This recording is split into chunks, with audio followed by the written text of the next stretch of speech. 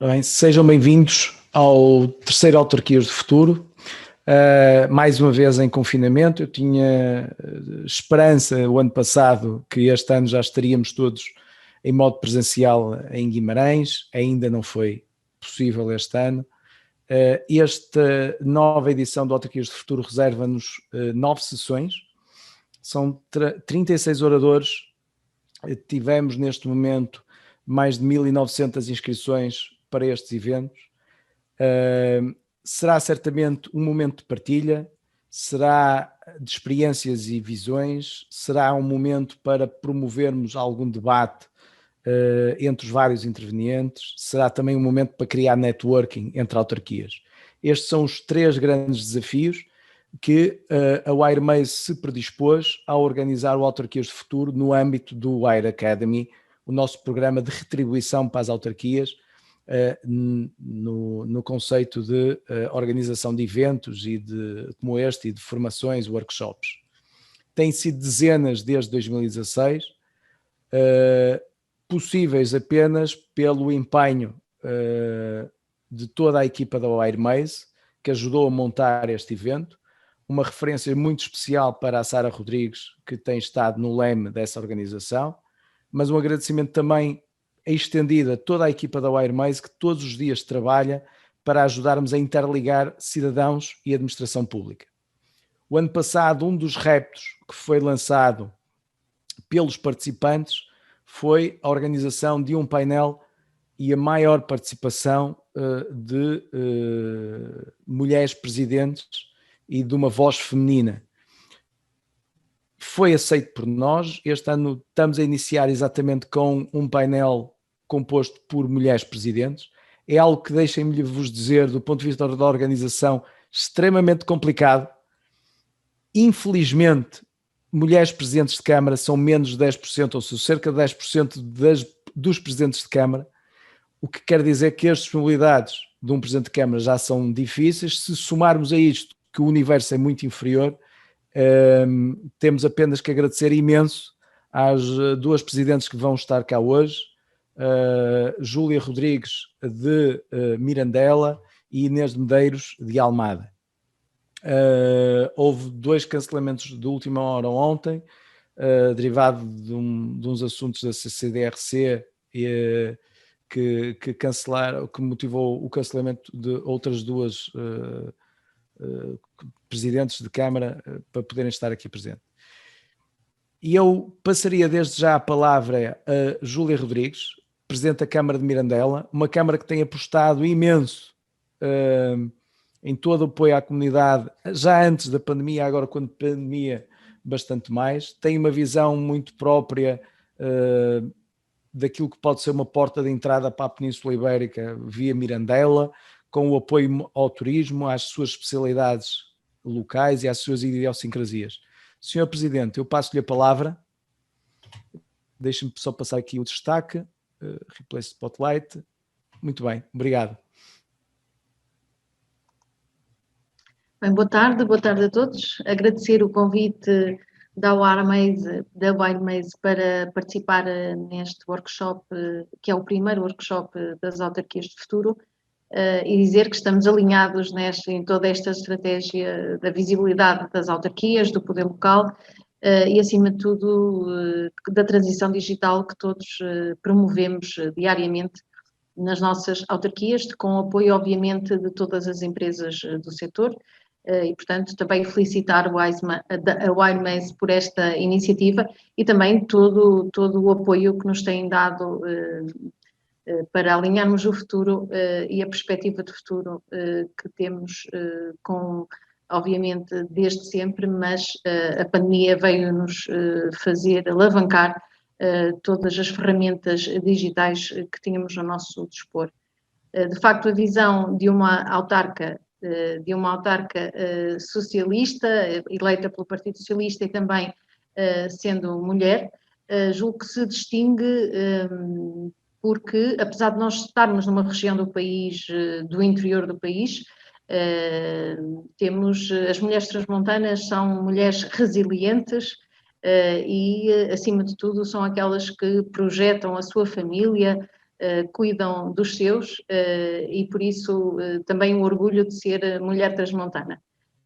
Dizer que aqui o nosso papel enquanto presidentes de Câmara é um desafio constante, diário. Obviamente que a Inês Medeiros também vai dar a sua visão de uma autarquia diferente, urbana, com outras dificuldades e um papel seguramente diferente daquilo que nós representamos também autarquias do interior, ou seja, com um potencial enorme sob o ponto de vista turístico, como referiu, e bem, mas também trazer destas dificuldades que a pandemia nos trouxe uma oportunidade para promover Mirandela e o Concelho de Mirandela e a região onde estamos inseridos, a região de Trás-os-Montes, no sentido de podermos, de facto, ter mais pessoas, mais emprego, mais competitividade das nossas empresas e, acima de tudo, assumir que a qualidade de vida é o ponto forte que nós temos aqui na nossa região. Eu não sei se vão fazer perguntas, se é um debate interativo. O modelo seria sempre muito mais entre a vossa visão e as perguntas, mas podemos arrancar desde já. A minha pergunta, e sendo muito direto, eu sei, porque nós também tivemos a ajudar a Mirandela foi uma das câmaras que desde o primeiro minuto, por exemplo, encarou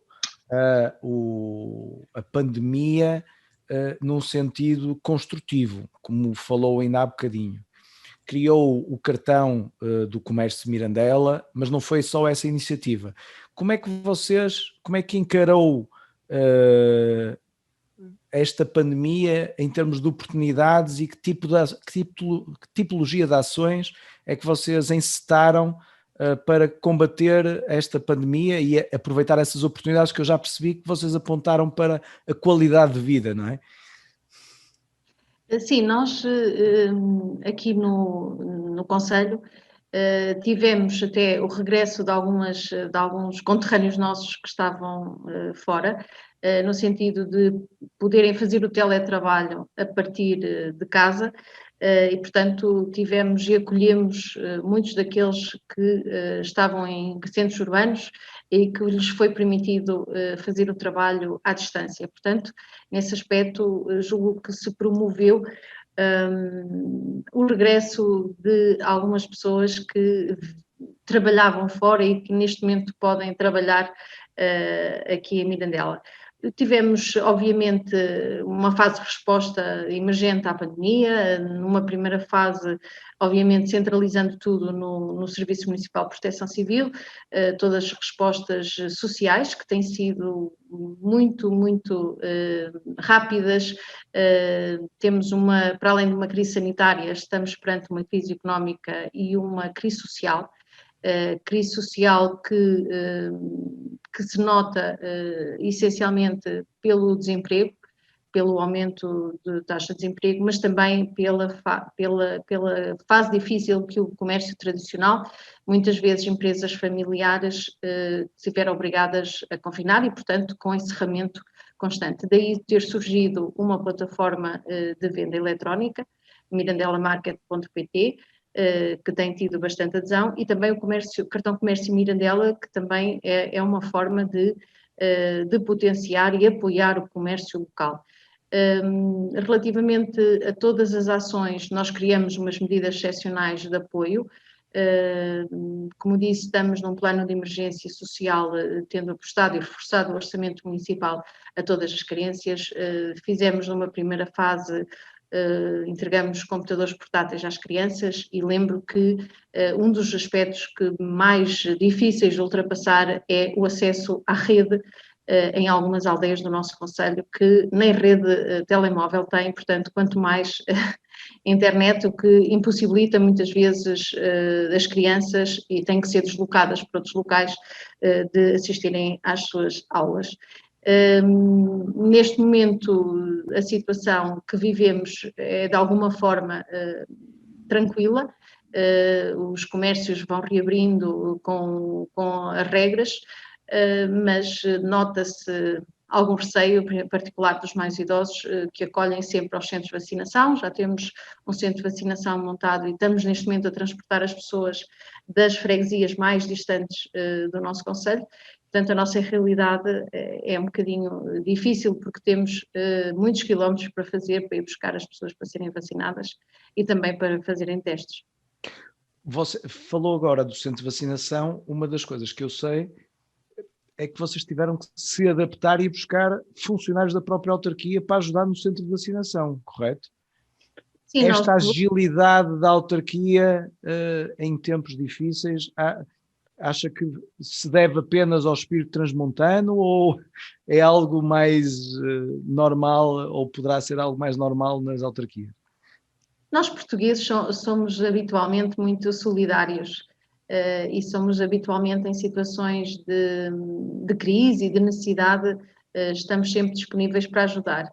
E foi isso que fizemos. Nós temos alguns equipamentos encerrados, em particular os ligados ao desporto, a piscina municipal e outros equipamentos, e portanto houve uma formação inicial e esses funcionários foram deslocados para uma tarefa, que é uma tarefa importante de acompanhamento das pessoas no centro de vacinação.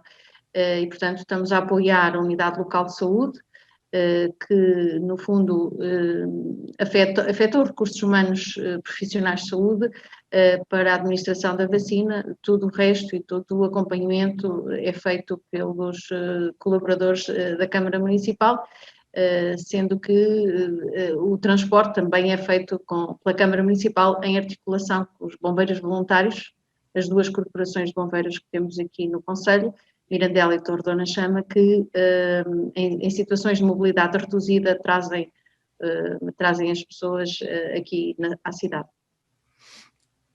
Quanto à retoma, ou seja, vocês falou-me de dois processos que tiveram, o cartão do comércio e a plataforma de compras. Agora já sei que abriram as feiras, não é? Portanto, o comércio mais presencial. Acha que com a abertura do espaço físico o digital se vai perder ou o digital há de ser uma tendência para continuar no futuro? Quanto a essa questão, eu acho que o digital veio para ficar, já estava muito acessível a todos e, portanto, julgo que vai ser as plataformas online de venda cada vez vão estar, e, portanto, não é neste período, acho que vão ficar nos hábitos que nós temos e, por isso, em relação à retoma e ao período pós-Covid, obviamente que estamos a elaborar um plano para o período pós-Covid.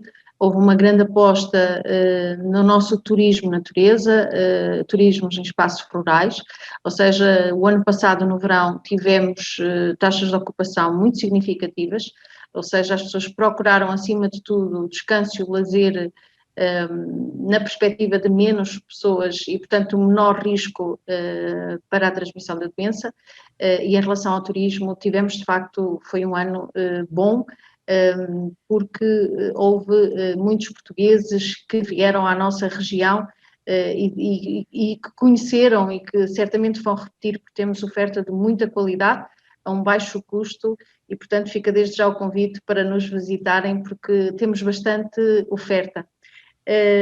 Depois, em relação às feiras e mercados, de facto, são espaços de venda interessantes, que as pessoas têm como hábito ir à feira.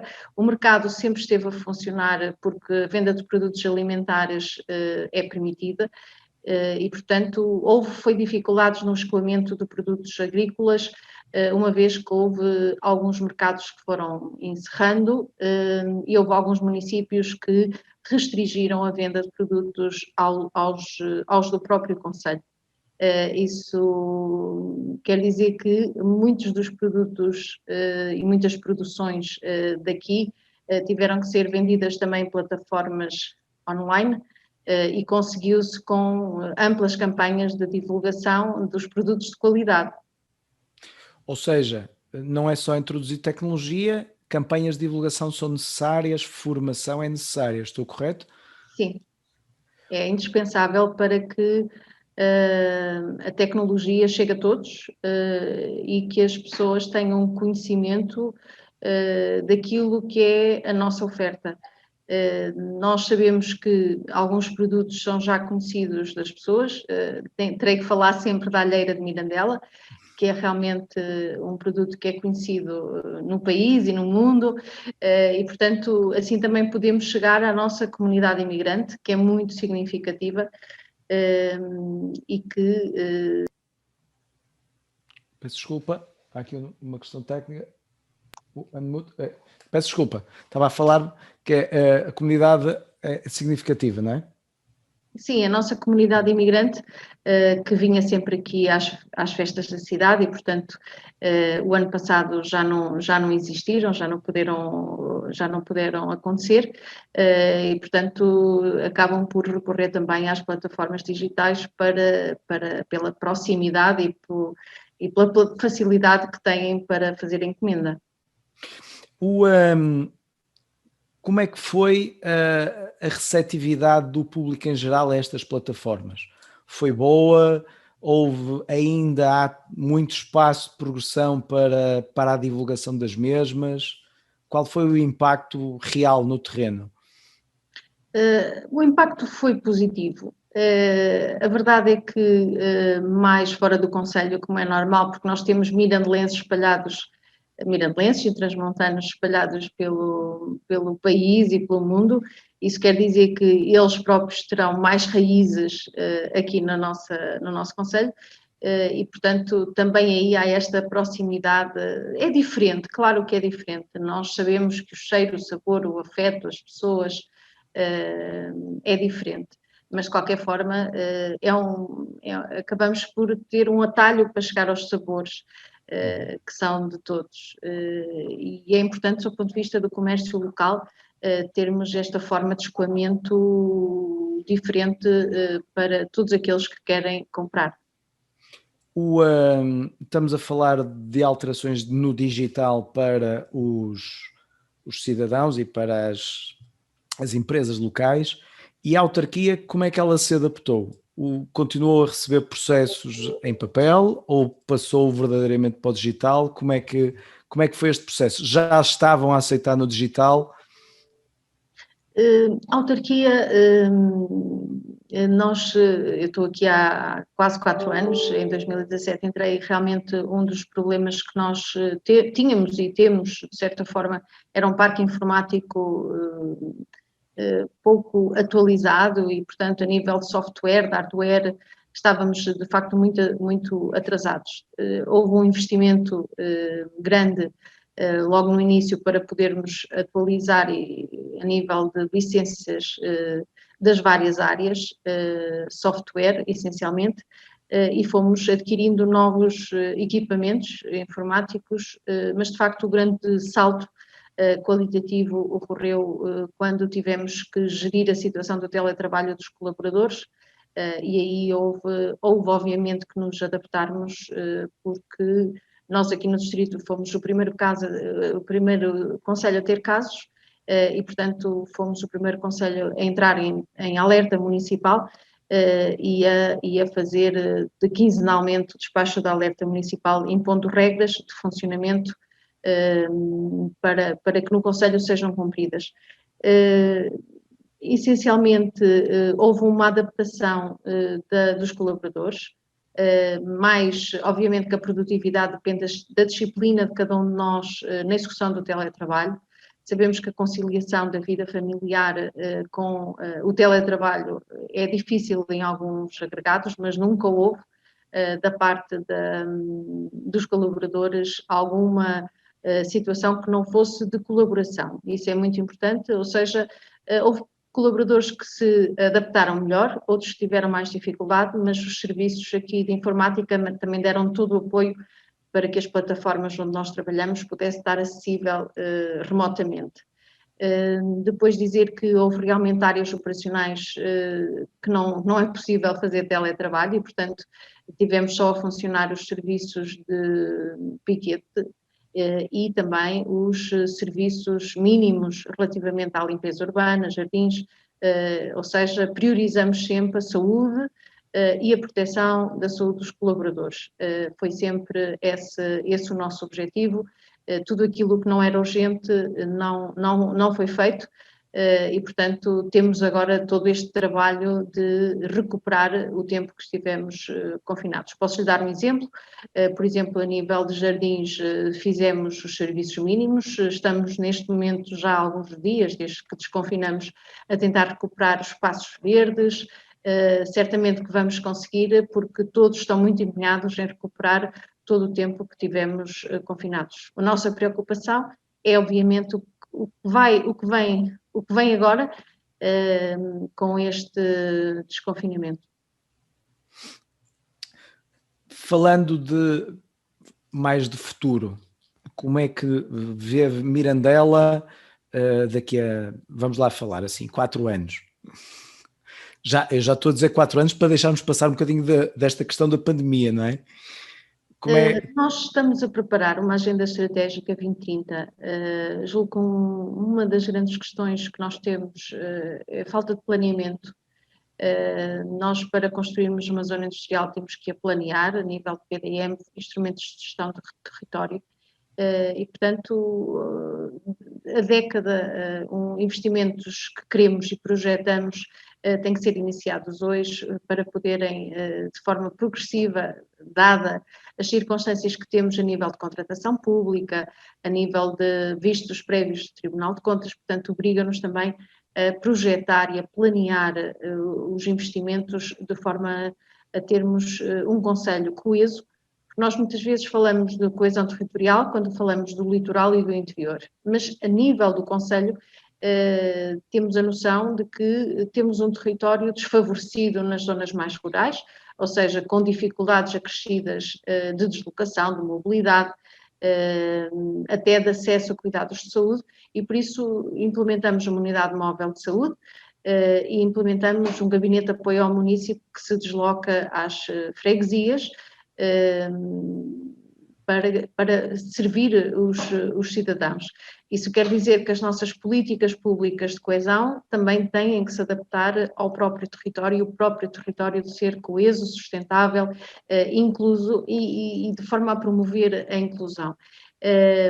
Nós temos tido alguns programas dentro do serviço social. Eu acho que isso também é uma marca distintiva que é importante dizer-se. Temos muitos programas de contrato de emprego e inserção para pessoas com necessidades especiais, que neste momento estão ainda mais desfavorecidas em relação ao mercado de trabalho, e temos tido junto das escolas e também de um voluntariado ativo que temos aqui no Concelho, vários apoios de empresas que querem de facto ajudar e apoiar as classes mais desfavorecidas. Isso é uma realidade. Isso faz com que nós tenhamos sempre que, em particular, onde nós, Câmara Municipal, podemos intervir e temos competências, fazemos-lo cada vez mais, e cada vez tentamos fazer melhor na área social, que eu julgo que é certamente uma das áreas mais deficitárias neste contexto. Muito bem. Eu agradeço esta primeira parte, e eu desde já coloco aberto a que podem ir colocando questões no chat, no bate-papo, para nós depois colocarmos às senhores presidentes, ou eventualmente depois, se quiserem, podemos abrir o microfone para vocês as colocarem, assim se o pedirem, podemos abrir o microfone para vocês as colocarem de viva voz. Eu passo a palavra para a senhora Presidente da Almada, Inês Ribeiro, a quem desde já agradeço a presença e sei o esforço que fez para, entre eventos, conseguir cá estar. Senhora Presidente, como é que, Almada, estávamos a acabar de falar de questões sociais, informáticas, questões digitais, mas também sociais, e Almada, como é que estamos nestes temas? Olá, boa tarde a todos. Começo por agradecer o convite para fazer parte deste painel, desta conversa, Cumprimentar naturalmente as minhas colegas, a Júlia, que eu estou a ver, eu não estou a ver toda a gente, portanto, considerem-se todos cumprimentados e pedir naturalmente muita desculpa por este atraso, mas de facto estivemos aqui, até pode estar ligado com o tema que estamos aqui a debater. Tínhamos hoje uma visita importante da Sra. Ministra da Coesão Territorial e da CCDR, por causa dos 2 grandes projetos que temos em Almada, que envolvem a tecnologia, a governança, que é o Innovation District, por um lado, e o Instituto de Arte e Tecnologia. Portanto, indiretamente, vamos dizer que esta manhã tive justamente concentrada nessa importância dos municípios não apenas adaptarem-se, mas promoverem também as novas tecnologias, a utilização das novas tecnologias e também apostar numa economia do futuro sustentável, naturalmente. Relativamente, eu estou aqui a cair um bocadinho de paraquedas, não ouvi o que foi dito antes, se calhar vou-me repetir, mas pegando no pouco que ouvi, eu acho que há aqui uma questão para nós que é muito importante, a utilização das novas tecnologias. Nós estamos a criar um cartão Almada, que é um cartão que vai funcionar com várias valências. A primeira das valências é uma nova forma também de podermos dar alguns apoios sociais, ou seja, em vez de ser os apoios diretos, a entrega de comida, de alguma maneira serve de entregarmos um cartão que tem um montante lá incluído para ser gasto, onde as pessoas podem, no fundo, ir comprar o que necessitam. Portanto, há aqui também uma grande preocupação de conciliar, por um lado, os apoios sociais que queremos dar, por outro lado, criar aqui mecanismos também de dignidade e de respeito e de a possibilidade de autonomia, mas este cartão Almada pretende ser muito mais do que isso, porque pretende também criar uma rede ao nível daquilo que é o comércio e, portanto, estarmos a criar aqui um mercado interno à Almada, e poderá ter imensas variações, nomeadamente depois servir para os equipamentos culturais, para ser também um cartão de identificação a todo o nível da governança, de pagamento de taxas do município, de escolas, até dos parquímetros, se quisermos avançar por aí. E, portanto, esta ideia do cartão Almada é, com base nas tecnologias, com uma plataforma, com uma aplicação associada, poder passar grande parte daquilo que é o relacionamento do município com os seus munícipes e os vários intervenientes, agentes económicos, agentes sociais, agentes culturais, desportivos, e tudo isto estar, de alguma maneira, a ser possível através do cartão Almada. Claro que isso existe também uma espécie de marketplace do nosso comércio local, que nós também queremos promover, e, portanto, este apoio social ser também um apoio reforçado àquilo que é o nosso tecido económico. Em Almada, aliás, como em grande parte dos municípios, o grosso do nosso tecido económico são pequenas e médias empresas, e estamos a falar de muito comércio local, muitos restaurantes, essas coisas, e, portanto, é importante relacionar. E isto é uma das matérias, uma das grandes apostas, usando naturalmente a questão das novas tecnologias. Como também disse, vai permitir, por exemplo, ao nível das bibliotecas, isto vai também nos facilitar muito, poder ficar inscrito diretamente quando as pessoas vão à biblioteca, vão requisitar um livro, fica automaticamente inserido. A possibilidade também de podermos alargar isso para um cartão jovem, com os devidos descontos, e estou aqui a ver toda a listagem, e no fundo, acho que já conseguem ter a ideia, é estar o máximo, o cartão será tanto mais eficaz e a tecnologia será tanto mais eficaz se tivermos o máximo de serviços envolvidos neste cartão. Depois, ao nível também da governança, e é algo que é muito importante, estamos a trabalhar a vários níveis. Já conseguimos, desde o início, já no ano passado, quando foi do primeiro confinamento, foi criar muito rapidamente uma plataforma dos estabelecimentos comerciais, que irá naturalmente evoluir quando se começou com a questão do takeaway, para as pessoas poderem encomendar diretamente através da plataforma o comércio, inscrever-se, e as pessoas podiam, não só sabiam imediatamente quais eram os serviços, quais eram os estabelecimentos que faziam takeaway e poderem lá ir a encomendar, mas isso no fundo foi uma coisa rápida de algo mais abrangente que nós estamos a construir.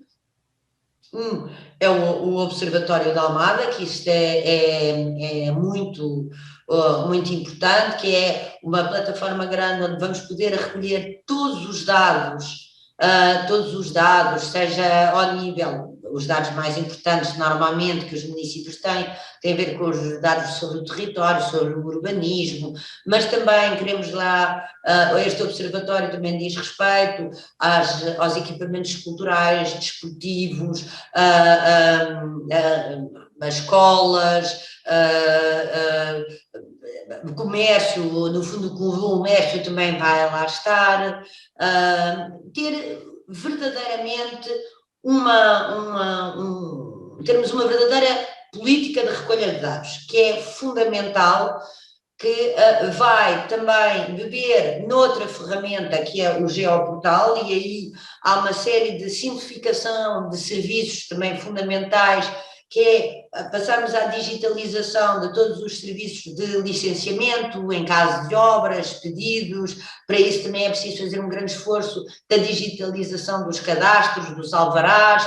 Portanto, há toda essa passagem para o digital, no sentido de poder disponibilizar às pessoas, e que muito destes procedimentos, que são sempre procedimentos morosos, e que nós queremos reduzir o prazo, se possa fazer o máximo possível à distância, e até serem as próprias pessoas a poderem preencher. Há uma série de formulários que nós estamos a criar, ou seja, quem tem que pedir uma licença à Câmara, todo o tipo de licença à Câmara, seja para obras, seja para a abertura de estabelecimento, seja para esplanada, seja para vendas de bolas de Berlim, seja o que for, o possa fazer, é isso que nós esperamos, o possa fazer o mais depressa possível pela via digital. É bom não esquecer que toda esta aposta no digital nunca pode ser obrigatória e exclusiva, porque ainda não é um serviço universal.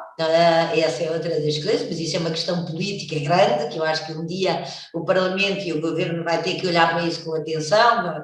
Isso foi uma coisa que eu tratei quando era deputada, e que tinha a comunicação social e que tinha estas áreas, que acho que é fundamental, de facto, passarmos a considerar a internet como um serviço universal, ao mesmo nível que as telecomunicações, e isso ultrapassa as autarquias, mas será fundamental. Mas está bem eu a dizer, temos o Geoportal, temos o Observatório da Almada, e tudo isto, há outro elemento que isto também tem a ver está ligado com os planos diretores municipais, que no fundo são a nossa Constituição, vamos dizer assim, enquanto desenvolvimento do território, que até segundo a lei tem que se basear num relatório do Estado do Ordenamento do Território, os famosos REOTs, e que nós também estamos a fazer um REOT interativo, ou seja, as evoluções do território, seja ao nível populacional, seja ao nível de licenciamentos de obra, seja ao nível da mobilidade, seja a todos os níveis, vai sendo criando sempre, este relatório vai estando sempre atualizado. Isto é possível porquê? Porque, de facto, temos na base o tal Geoportal e o tal observatório, que vai recolhendo dados que nos permitem ir trabalhando quase em tempo real, que é isso que é fundamental. É podermos, porque eu penso que todos os municípios têm isso, que é a grande dificuldade da atualização dos dados. Embora reiniciarmos os censos, mas é para nós muito importante poder ir acompanhando toda a evolução dos dados, e agora nós sabemos que a boa governança passa muito por esta política de recolha de dados e de política em função dos dados. Portanto, assim, de forma muito breve, estas são os grandes projetos que já estão a andar, que obrigam, para poderem ser eficazes, e é isso que é difícil nestas áreas, e também naturalmente o novo site, quer dizer, também estamos a fazer um novo site, e o novo site também pretende ser mais do que apenas um elemento de comunicação, quer dizer, não é apenas, como temos uma nova marca, vamos ter um novo site, a ideia é também depois o novo site ser também uma porta de entrada para todos estes outros instrumentos, naturalmente, e portanto também temos que ter o cuidado de que a comunicação da Câmara e o acesso à Câmara seja o mais único possível. Portanto, o mais normal é as pessoas irem ao site e a partir do site também poderem ter lá toda a informação e serem redirigidas conforme o que pretendem. Isto implica um grande esforço de articulação entre todos, implica um trabalho de fundo, sei lá, ao nível da habitação. Nós não tínhamos sequer um regulamento de habitação, não tínhamos o levantamento da habitação municipal concluído, as atualizações, portanto, para todos estes instrumentos funcionarem, significa que temos que fazer mesmo um grande esforço o chamado trabalho de backstage, da parte de trás, de agilizar e produzir informação que possa ser depois disponibilizada nestas plataformas. Um exemplo muito simples disso é aquilo que eu já referi, é passarmos de facto para a grande digitalização dos processos, todos os processos, mas isso também é válido ao nível dos arquivos, arquivos históricos ou arquivos intermédios, e portanto é toda uma nova organização dos serviços e também a possibilidade de todos os serviços municipais, e então em grandes câmaras como são Almada, como em Almada, o grande desafio é conseguir que os diferentes serviços bebam todos das mesmas informações. Quer dizer, isso é uma coisa que os grandes municípios às vezes têm dificuldade, é que a informação seja una. As pessoas de fora têm dificuldade em perceber isso, mas então não é una a informação, não é, porque há informação que está na área do património, outra está na área do planeamento urbanístico, das obras, outra informação pode estar ao nível do ambiente, outra informação pode estar ao nível da cultura, da governança. Portanto, a tecnologia permite neste momento agrupar toda esta informação e criar circuitos de partilha automática, ganhando também em eficácia em termos de resposta. Ou seja, quando entra um pedido, por exemplo, uma coisa evidente, quando entra um pedido de um município para um licenciamento, para uma obra, normalmente esse pedido tem que obter parecer da mobilidade, do ambiente, do urbanismo, dos vários serviços que podem estar envolvidos. Se houver uma plataforma única, se houver uma porta de entrada única, depois o processo anda por si, quer dizer, deixa de haver basicamente quase uma estafeta, seja ele físico, também nós temos, seja ele via o e-mail, passa o e-mail ou a gestão documental, ou o que for. É automaticamente tudo isto fica articulado e é muito mais rápido, até porque à semelhança de plataformas que o governo também já criou, o CIRJUE, um pedido dispara diretamente para todos os serviços. Este é um grande esforço, é um trabalho muito intenso, ainda em muitos casos invisíveis para as pessoas, e isso é outra às vezes que é difícil, porque de facto, enquanto não estiver operacional não é visível, mas nós estamos muito empenhados porque temos a certeza que uma vez que chegarmos de facto a conseguir pôr em pleno estes instrumentos que também se vão completando. Ninguém está à espera que os observatórios, não sei o quê, já estejam todos concluídos, porque senão nunca mais vão-se construindo, se traduza de facto numa mais-valia para o município, num ganho de tempo e de eficácia muito grande, e também, e isso não é de todo secundário, um alívio também para os nossos próprios serviços. Ou seja, as câmaras não são diferentes da maior parte da função pública. Em muitos casos temos escassez de pessoal, temos procedimentos de contratação muito pesados, muito longos, e, portanto, muitas vezes temos equipas absolutamente sobrecarregadas. Portanto, isto também são instrumentos para os próprios trabalhadores do município poderem ser mais eficazes e terem menos sobrecarga de trabalho. Estávamos a falar, eu se calhar já extravasei um bocado das áreas, não sei como é que estavam organizados, do ponto de vista social. De facto, nós criámos vários planos, criámos logo o Plano Almada Solidária, que já estava a ser trabalhado antes da pandemia, que tem 3 vertentes, por exemplo, tem o Almada Mais Próximo, por exemplo, que diz respeito a criar serviços de proximidade, o Almada Cuida, que tem a ver com programas relativos à saúde, e o Almada Emergência.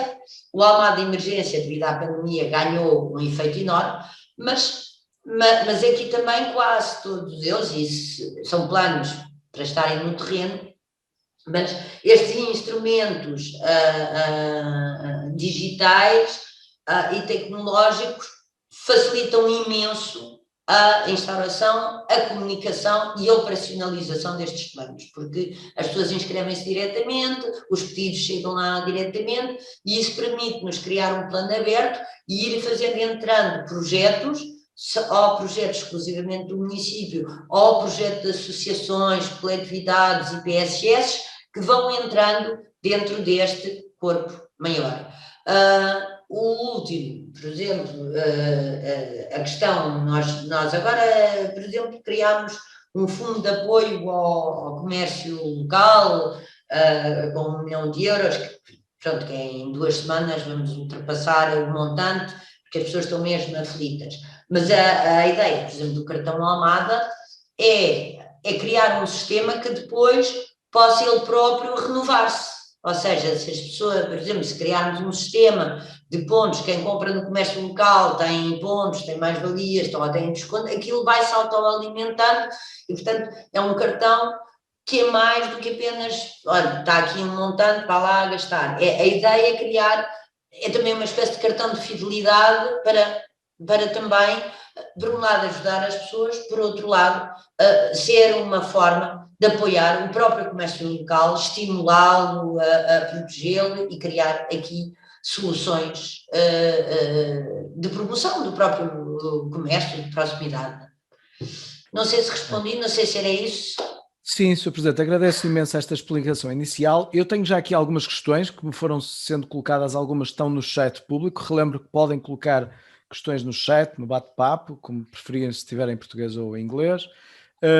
Eu colocaria desde já uma questão, e eu vou pedir aqui, desculpa, aos nossos mais de 100 participantes, eu vou colocar questões algumas mais genéricas às duas presidentes, depois deixarei aqui uma ou outra questão que é mais particular a um dos casos para fazer a pergunta. E eu começaria talvez por si, já agora que Sr. Presidente Inês de Medeiros, que é quais são os caminhos que tem seguido para, no sentido de valorizar e aproximar os jovens à tomada de decisão?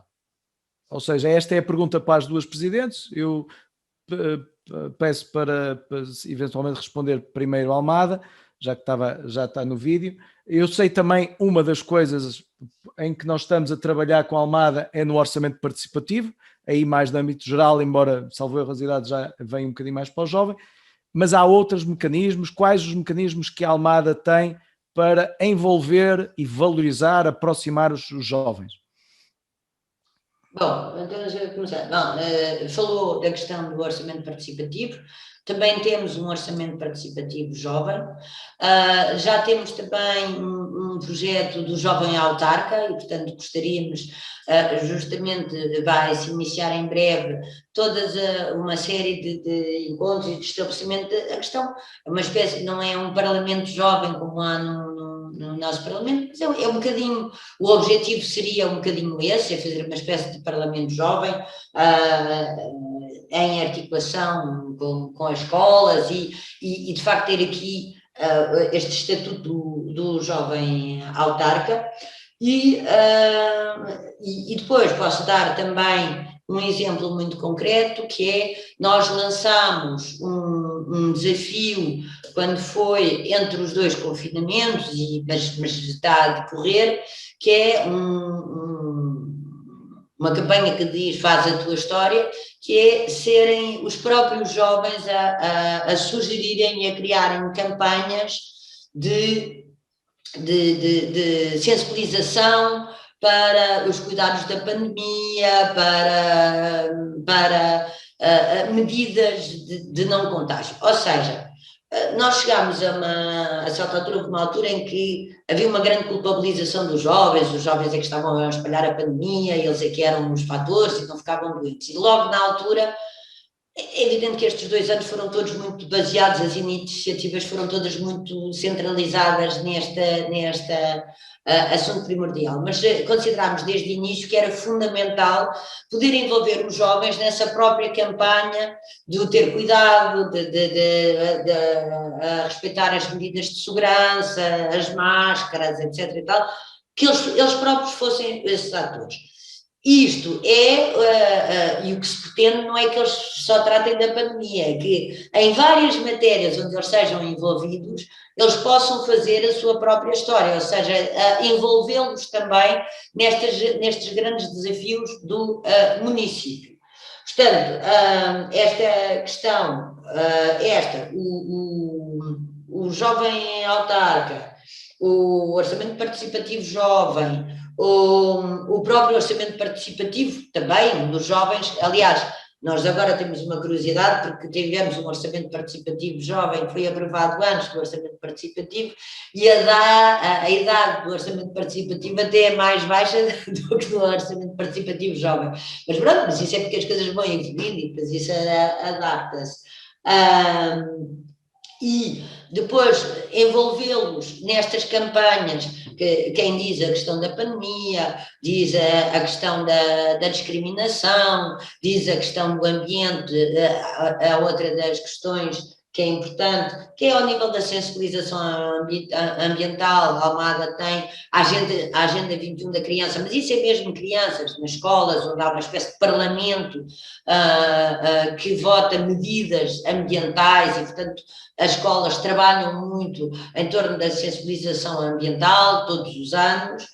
O ano passado, infelizmente, não foi possível fazer e este ano também, quer dizer, as escolas não tiveram grande ocasião, mas é uma iniciativa que já tem vários anos e que nós prezamos muito, ou seja, seja ao nível das crianças com a comunidade escolar, seja ao nível dos jovens, onde eles próprios têm que ser atores já mais intervenientes, que é o que eles gostam de ser, e portanto serem eles próprios os seus próprios atores, seja depois criando mecanismos de terem uma verdadeira voz, independentemente de coisas que são evidentes, mas isso diz mais respeito aos partidos, que é ter uma representatividade que vai que possa também incluir jovens, não é?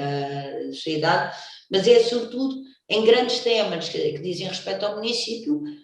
Este formato do Faz a Tua História, que foi criado num contexto de pandemia, poder ser usado em várias grandes temáticas, não é? Pronto, e isso são mecanismos onde o que é que se pretende? Pretende-se que os jovens sejam envolvidos num assunto e ao mesmo tempo deixar-lhes liberdade para eles próprios pensarem e idealizarem soluções, sem uma espécie de peso de mentoria limitativa, é criar espaços de liberdade onde eles próprios podem se apoderar desses temas, inventar soluções e terem aqui, de facto, a forma também de comunicar essas soluções. Algumas serão viáveis, outras não serão nada viáveis, mas isso é diferente, quer dizer, é preciso criar espaços de inventividade e de criatividade. E isso, naturalmente, faz-se através do quê? Redes sociais, quer dizer, que é redes sociais, plataformas, tecnologias, que é aquilo que eles depois também fazem entre eles. Jogos, QR codes, pronto, eu agora não tenho aqui a descrição total, porque eu já sou um bocado velha para isso tudo, mas confio e a ideia justamente é essa, é que lançar de alguma maneira desafios e que depois isto possam ser movimentos orgânicos que também se organizam entre si e que nós naturalmente vamos acompanhando, mas sem uma espécie de... não somos tutores, vamos dizer, a perspectiva não é sermos tutores, é lançar, dar instrumentos e deixar, de facto, a criatividade, a inventividade e a energia que os jovens têm. E, sobretudo, uma liberdade ainda que depois, à medida que vamos estreitando os compromissos de governação, às vezes não nos é possível garantir. Muito bem. Eu faria a mesma pergunta para Mirandela.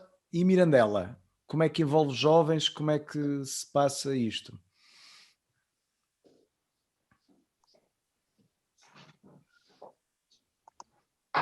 Já está. Bem, ouvi com muita atenção, Inês, parabéns pelo trabalho que tens envolvido aí em Almada.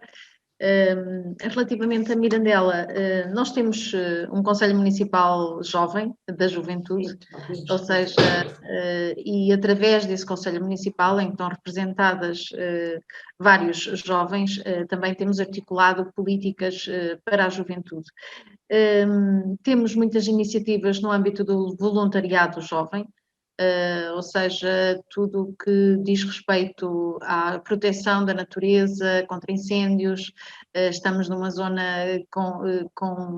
temos que adaptar aquilo que vamos, sob o ponto de vista das necessidades do território, a forma como os jovens estão próximos também das pessoas, e eu, sobretudo, acho que os jovens vão ter um papel fundamental na Agenda Estratégica 2030, porque temos um painel só dedicado à juventude, aos jovens, escolhidos, sobretudo, nas questões relacionadas com pensar e refletir sobre o que querem, como querem o Conselho, sob o ponto de vista das respostas do Conselho para as suas atividades, as suas expectativas, aquilo que pensam, e julgo que uma das maiores ferramentas que nós temos hoje em dia é chegar a eles via digitalmente, redes sociais e tudo aquilo que diz respeito à música, às artes,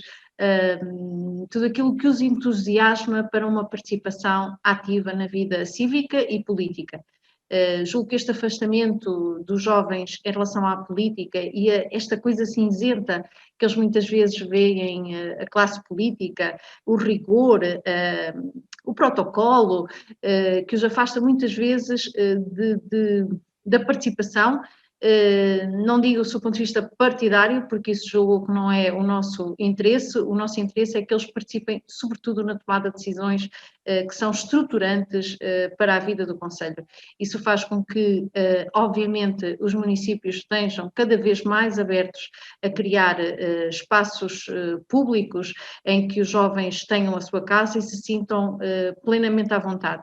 Eu julgo que depois da pandemia, e mesmo na pandemia, os jovens têm sentido a falta da liberdade, a liberdade de poder estar juntos, a liberdade de poder ter o seu grupo de amigos todos juntos, porque eu também tenho uma filha jovem e, portanto, noto que existe algum isolamento até do contacto com os amigos e com os colegas, e por isso acho que, sob o ponto de vista do desconfinamento, poderão surgir uma libertação total de todas as amarras que temos tido até hoje. É um período muito difícil, sob o ponto de vista da aprendizagem, sob o ponto de vista da preparação para uma vida profissional, e por isso creio que a vida de todos os jovens não tem sido nada fácil.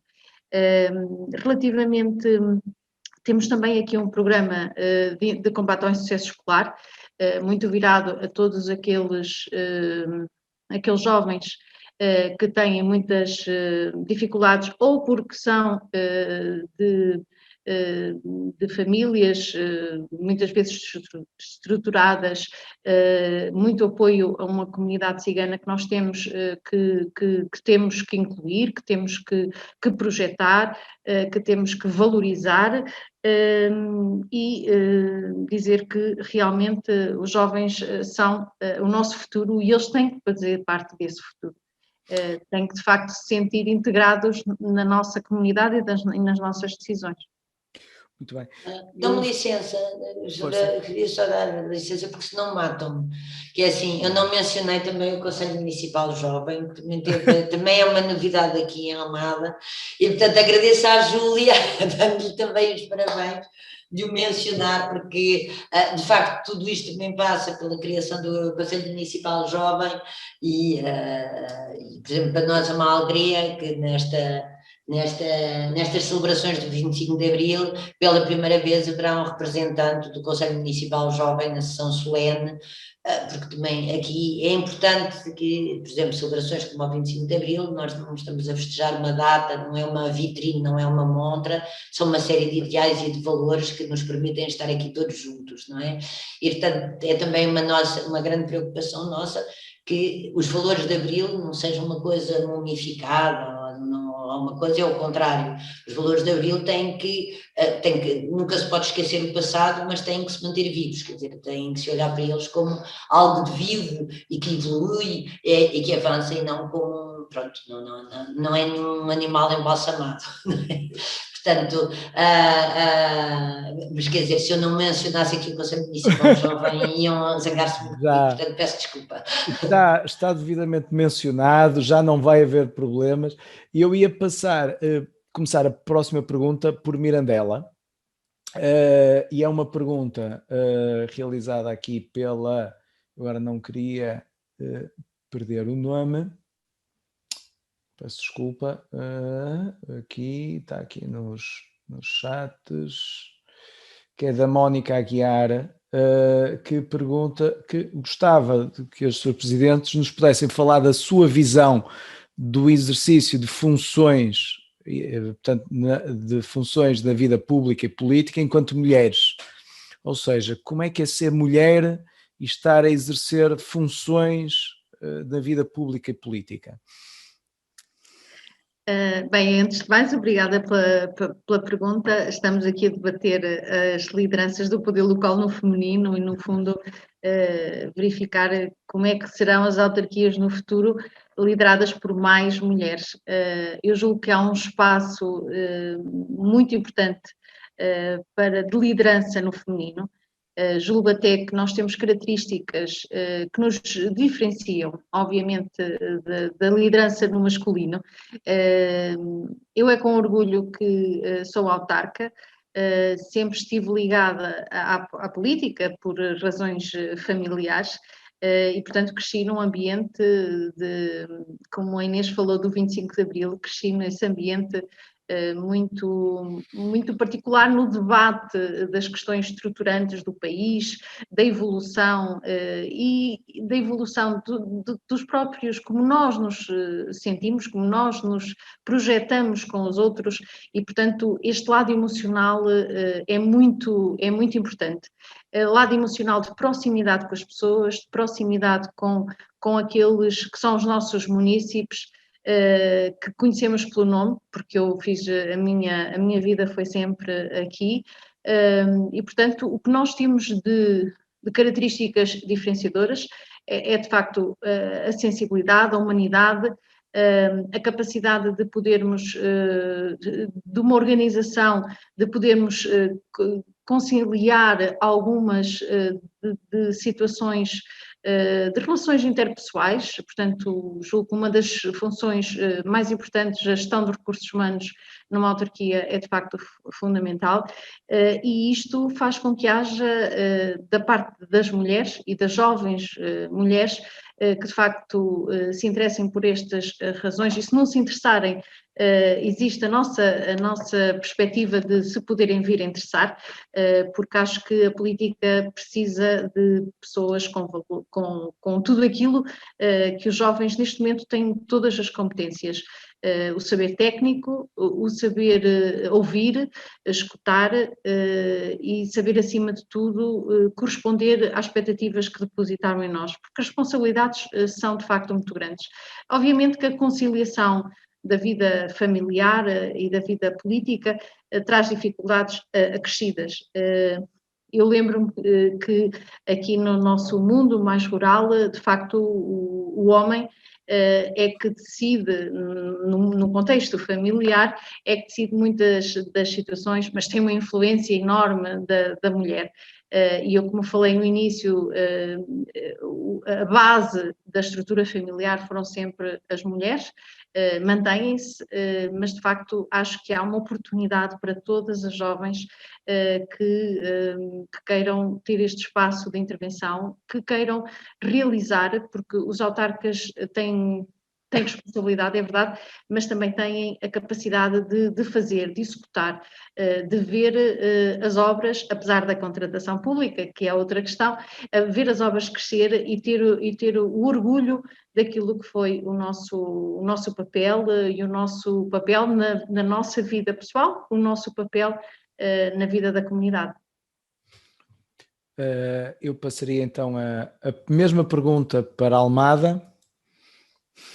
Bom, eu sou mais velha que a Júlia. Pouco. Mas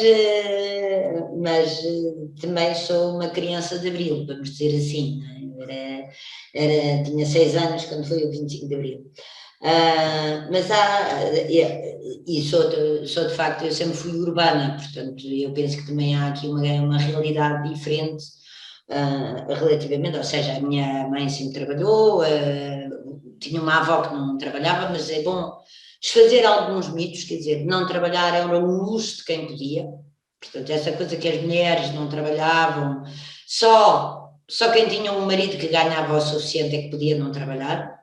A outra avó trabalhava também e eu tenho a sorte de ter uma família muito diversificada, há de tudo, há rurais, há urbanos, há nacionais, estrangeiros, e é verdade que mesmo há uma parte da minha família que é ali da zona do Luz, etc e tal, que eram camponeses, que tinham pequenas terras, que não havia nenhuma mulher que não trabalhasse.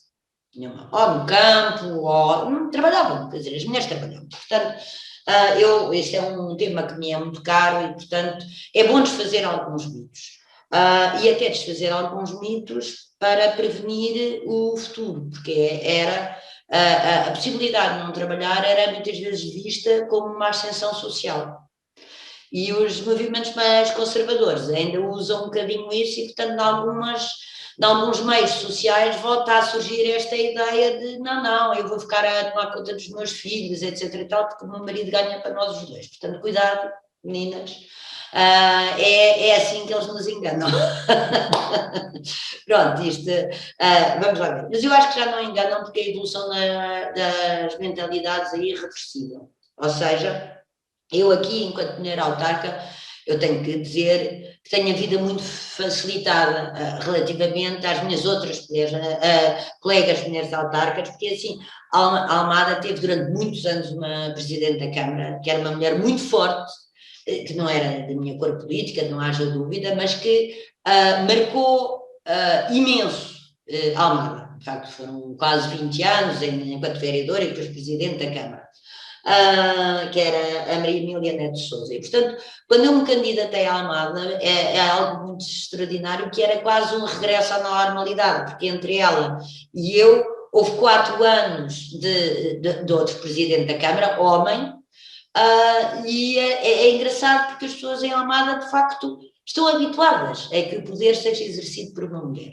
E isso nota-se muito E gostam, por exemplo, gostam coisas que noutros concelhos ou noutras zonas, que é quando uma mulher se irrita, dizem logo, é meio histérica, ou é isto, e não sei o quê. Aqui não, aqui a Almada gostam, é lutadora, é firme, é essas coisas têm. Portanto, isso não é mérito meu, é de facto mérito de uma história que faz com que eu não tenho dúvidas, do ponto de vista da afirmação do poder, é pronto, foi uma herança positiva que eu recebi e tenho que o reconhecer. Agora, isso não invalida que não tenha consciência da grande dificuldade que muitas das minhas colegas têm, justamente por causa ainda de uma espécie de preconceitos sobre o que é uma mulher na liderança. Portanto, uma mulher na liderança tem que ser basicamente perfeita, tem que estar sempre muito bem vestida, tem que ter sempre um tom muito calmo, convém que esteja bem arranjada, que tenha tempo para ir para o cabeleireiro, que as unhas estejam perfeitas, essas coisas todas, que seja uma mãe extraordinária, agora que seja sexy, já agora, que seja bonita, que fique bem nas fotografias, que não pode fazer nenhum tipo de erro, nem gafo, porque senão é a louca ou a histérica, não se pode irritar, que é outra das questões, felizmente aqui em Almada eu posso irritar-me, as pessoas não levam a mal, ou seja, o que se pede a uma mulher da liderança, seja numa câmara, seja numa empresa, seja onde for, é, no fundo, que seja quase a doce mãe, a musa perfeita e ao mesmo tempo uma mulher de ação.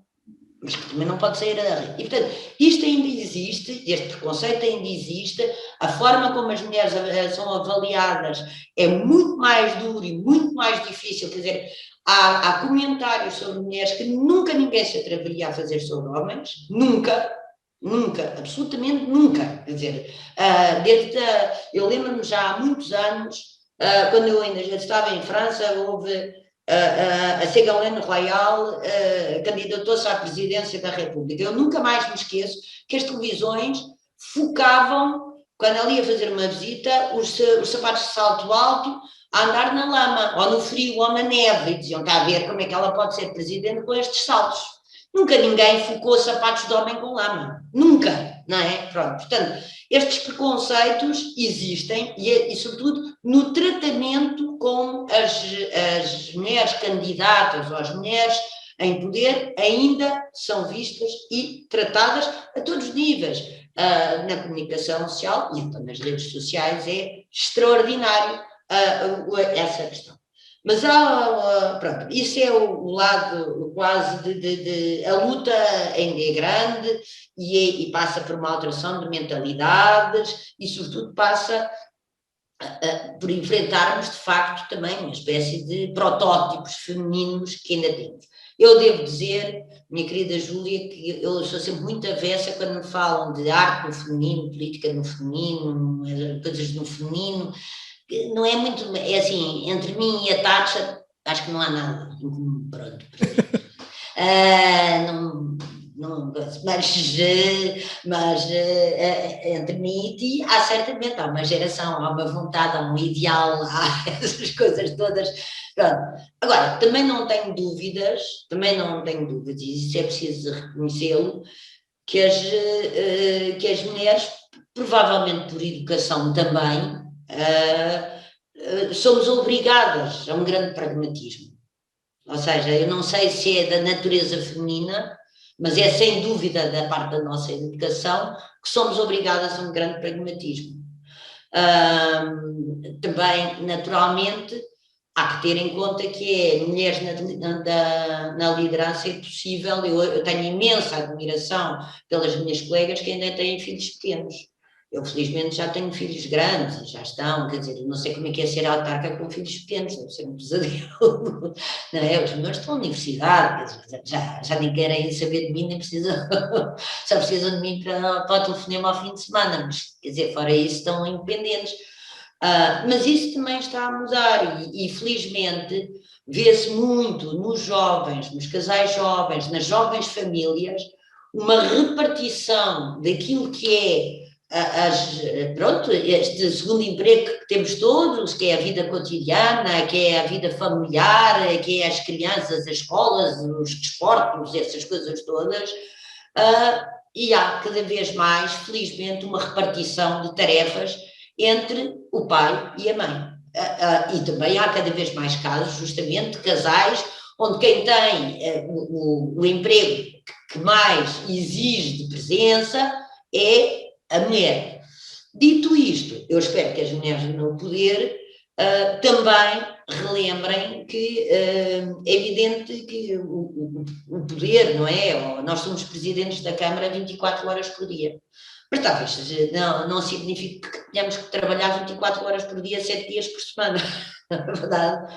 E que aquelas coisas, aqueles pequenos detalhes, como as reuniões não começarem às 9 da noite, ou, quer dizer, conciliar o exercício do poder com horários normais e vida familiar, parece-me que é essencial até para a sanidade mental de todos nós, não é o facto de sermos mulher ou homem, é a sanidade mental de todos nós.